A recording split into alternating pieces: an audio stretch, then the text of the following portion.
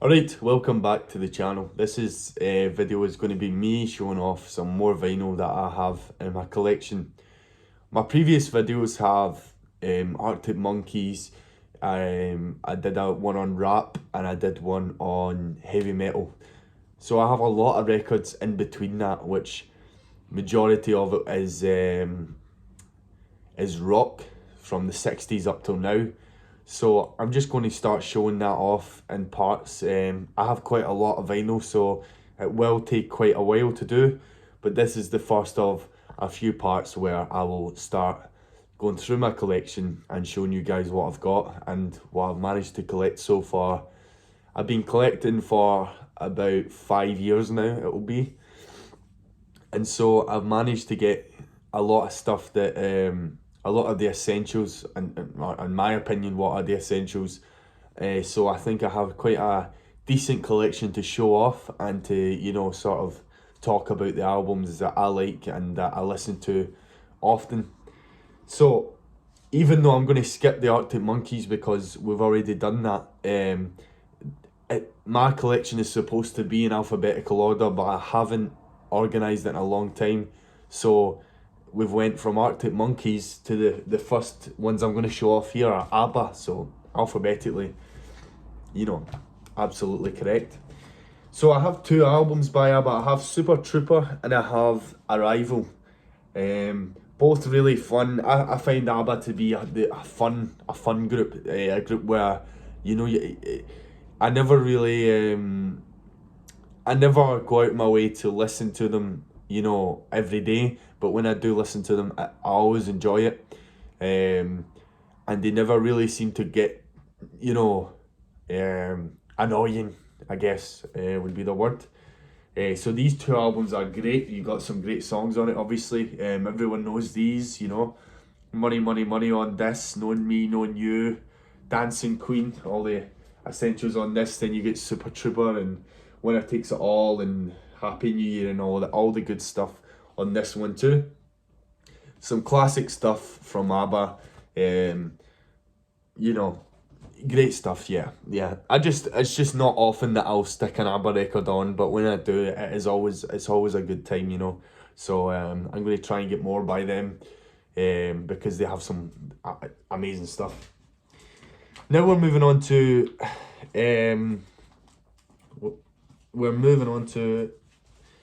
a band from the 80s, I think. I'm gonna say, yeah, the 80s/90s, and it's Aerosmith. So I have two records by them. The first one is Pump. This is the UK original press. I used to work for Chivas Regal, the whiskey company, and the boss that I had at the time gave me her entire collection from when she was younger. So I have a lot of albums that are glam rock. It's mostly glam rock, and then things like Aerosmith, and then a smattering of other things she liked. But it was very generous of her to give them to me because she had no use for them. So as we go through these parts, these videos, there will be some obscure glam rock albums that not even I know too much about. So if someone does, then that's good. So yeah, this album here, Aerosmith actually are sort of a band that not that I shouldn't like, but more of a band that they don't really, their setup, their criteria, their sound shouldn't really be something I like, but they have some great songs, you know. And Pump as an album is no exception to that. I also have the 12-inch single for Pump, which is Janie's Got a Gun. It's got Ragdoll Live and Voodoo Medicine Man. And this was actually one of the first pieces of vinyl I ever bought. I still got the sticker there from Oxfam Music in Byers Road. Cost me $1.99, and yeah, it was one of the first ever pieces of vinyl I bought, and it's a 12-inch single for Pump. So yeah, Janie's Got a Gun. It's a great song. I enjoy that too. So yeah, that is the extent though of my Aerosmith collection. Then we have a couple by Alice Cooper. Again, one of these, this one here, is one of the earliest pieces of vinyl I bought, and this is Alice Cooper's School Days. This is from 1973, and it's it's called Alice Cooper, the early recordings up there, and School Days here. It's got the cool like vertical album cover with the snake coming down.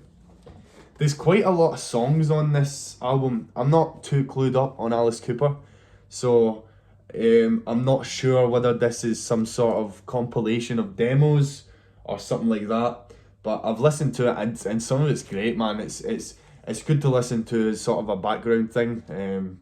Alice Cooper has always got that driving guitar and things like that, so you can't really go wrong with it. And again, just like the Aerosmith, this was one of the earliest things that I bought. So yeah, Alice Cooper, the School Days, early recordings. And then I have, this was given to me by this boss again. This is the UK press of Trash by Alice Cooper, which came out quite a bit later, eh? This was let's find out. 1989, yeah, so quite a bit later. And this album in particular, when I was cataloguing it on Discogs, the UK press in particular of this is worth quite a bit. I'm not entirely sure why that is the case. But yes, it's the album that has Poison on it, and This Maniac's in Love With You and all that sort of good stuff. Another good album by Alice. I enjoy it. Again, I don't know too much about Alice. I could be pulling out two of his worst albums and saying they're good. But these two I do enjoy whenever I put them on, albeit it's not often. But yeah, they're nice albums to have in case I want to stick on and listen to some classic, And yeah, Cooper's a legend anyway, so it's always sure to be good songs. Then we have a couple of albums. This one I don't know too much about in particular. They were a Glasgow band. I found them in a shop, and I wanted to, find something new. And this is a band called Arc and Round. As you can see there, Arc and Round. I don't know if this is their debut LP though, so I don't think they are very big. This came out in 2012. From what I remember from this, it's sort of ambient, sort of electronic type music, but it's pressed in this nice white marble vinyl.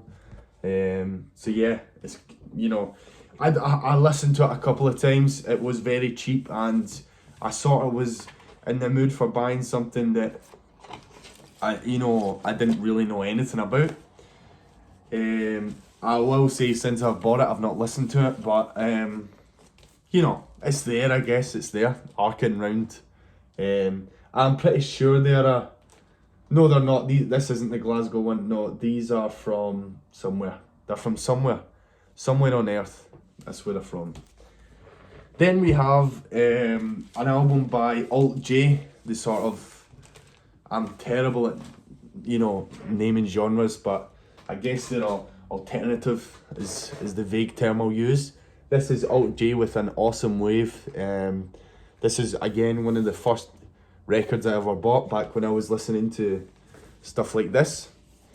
An interesting concept here as well is this is the obviously the gatefold, but the gatefold has the lyrics, but they're sort of in line.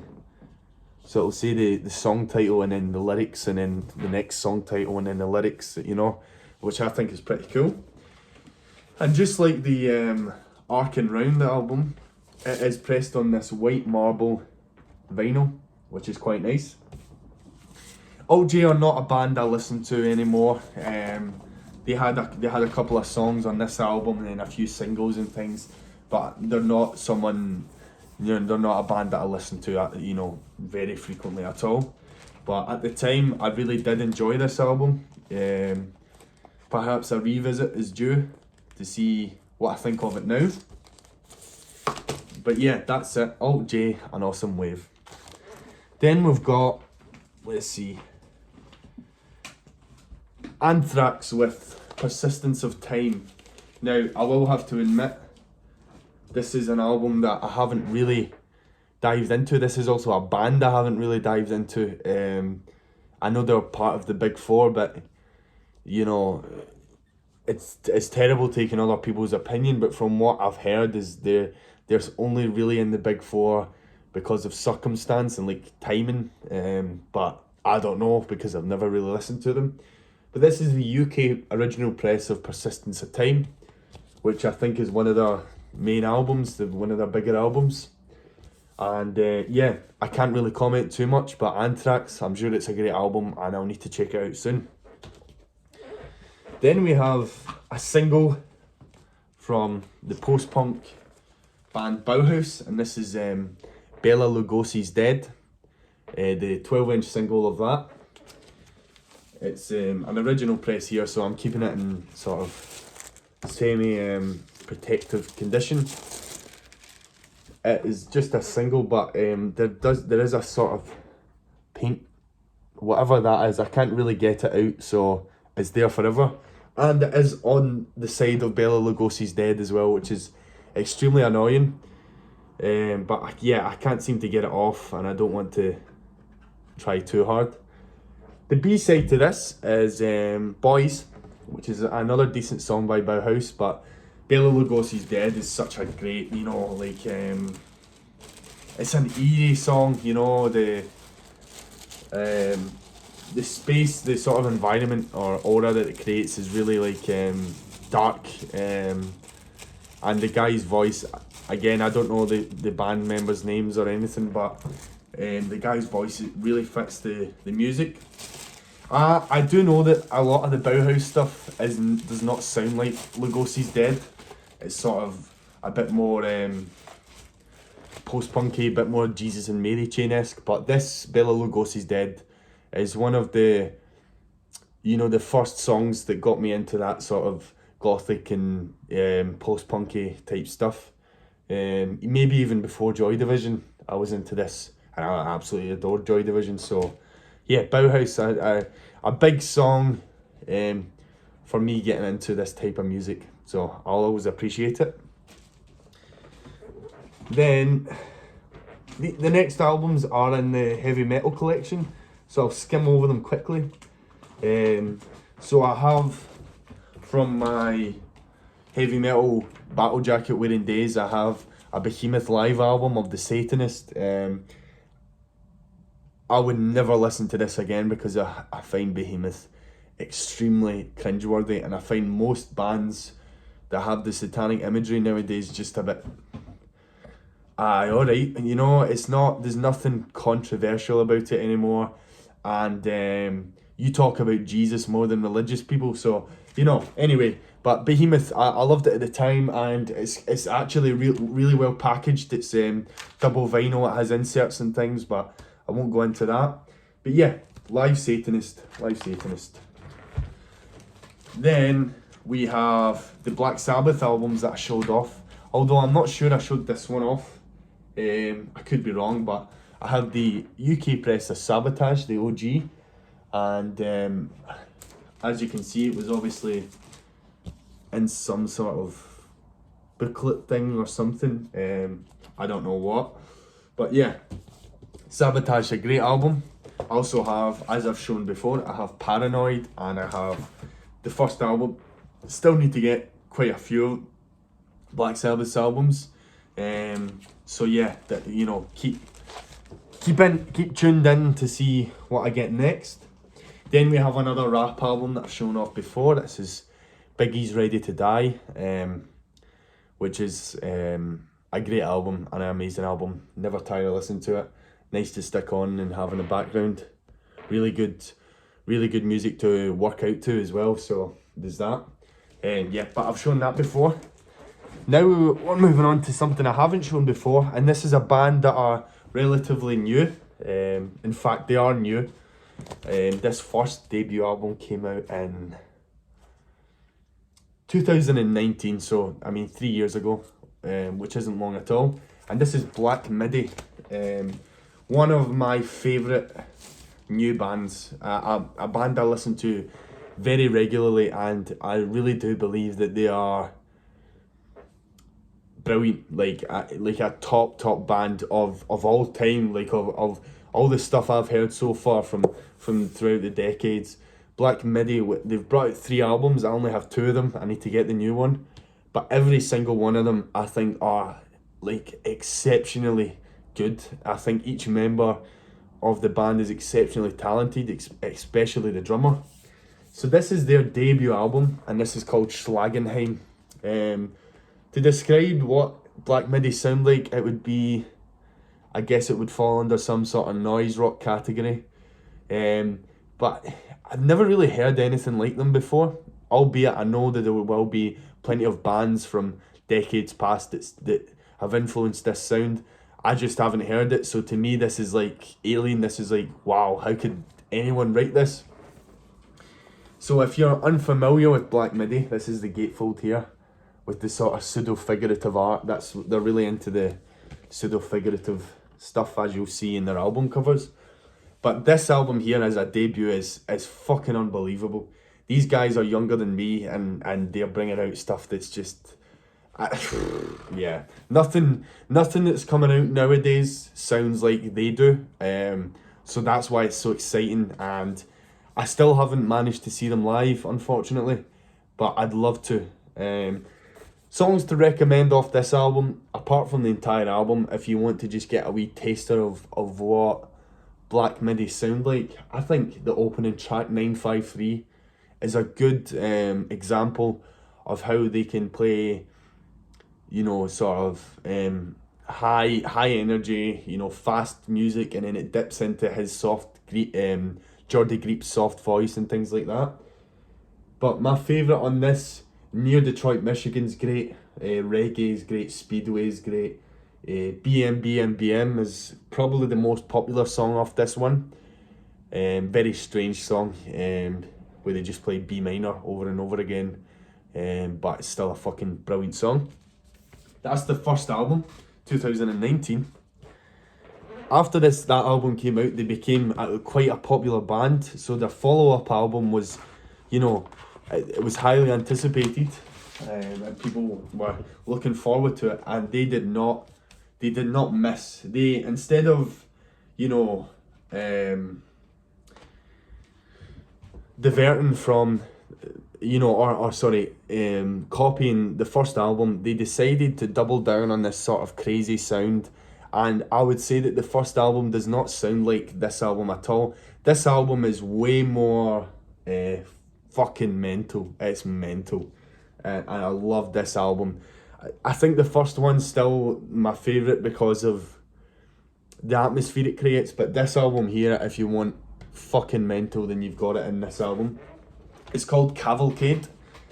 So this is the album cover here, again with the pseudo-figurative art. I know that the camera probably won't pick it up too well, but basically you look at the photo and you can't make out anything. There's no real objects there. It's just all a big mess of stuff. You try and focus in on a certain part to create a, you know, see what's there. You don't know what it is. It's really interesting. This is, like the Alice Cooper album, it has this sort of gatefold here where it's vertical, with just the credits and things like that. It's single discs on black vinyl. Songs to recommend off this, despite it not being high energy, loud or aggressive at all, the song Marlene Dietrich is one of their best songs. It's like a ballad almost. I don't know what you'd call it, but you know, you get like a ballet dancer could dance to it, you know, that sort of vibe. So the rest of the album is obviously straight into the crazy stuff. Their single John L is probably one of the most popular songs on it. And then, but it's amazing. I mean, when you struggle to pronounce the song titles, Krondo, Malaysia, Patella, great songs. Every song on this album is brilliant. This is my favourite band at the moment, favourite band that are releasing music, with the exception of Arctic Monkeys and stuff. My favourite new band, Black Midi, by far. They are incredible. There are a couple of bands that sort of fall into their same genre, despite them not being aggressive or noisy at all. It falls into this term post-Brexit music, which is, I guess, a revival of post-punk. But I wouldn't fit Black Midi in there. Again, I think Black Midi are like Anthrax, where they were in the right place at the right time, so they fall into post-Brexit. But they don't sound like... so examples of post-Brexit bands would be Black Country New Road, would be Shame, would be Squid, things like that. But they don't fall into that. They're a completely different, separate entity. I don't think they're heavy metal. I don't think that they're, you know, punk or, you know, or grind or anything like that. I have never heard anything like this band. Albeit I'm 22 years old, so there's probably loads of stuff from before that has influenced this. I would like to find some of the older stuff that maybe someone could point to me and go, oh, they sound like them. You know, I'd like to hear that, but at the moment, Black Midi are the best band I've heard recently anyway, and their stuff for me will hold up. I'm sure I'll still like them in 10 years, and that first album, that debut album, is one of the best debut albums I've ever heard. So yeah, Black Midi, let's me just licking the arse of Black Midi, but fucking great band. If you haven't listened to them and you're into that sort of thing, go and check them out. They are fucking brilliant. That is it for today, because it's been 21 minutes and I only showed about 6 records because I waffle on a lot. So the next episode will be from B onwards. I've got quite a lot of B because we've got a lot of David Bowie and some other various albums. So I'll show all them off next time, but for the meantime, thank you for watching. Have a good day, have a good night, have a good morning. Enjoy your birthday, enjoy your bar mitzvah, whatever it is. Enjoy it, and I'll see you all later.